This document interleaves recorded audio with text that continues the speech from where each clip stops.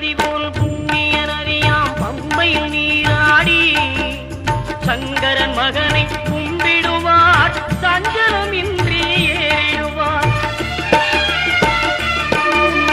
நீலிமலை ஏற்றம் சிவபாலனும் ஏற்றிடுவார். காலமெல்லாம் நமக்கே அருள்காவலராயிருப்பார். தேகபலம் தா பாதபலம் தா தேகபலம் தா பாதபலம் தா தேகபலம் தா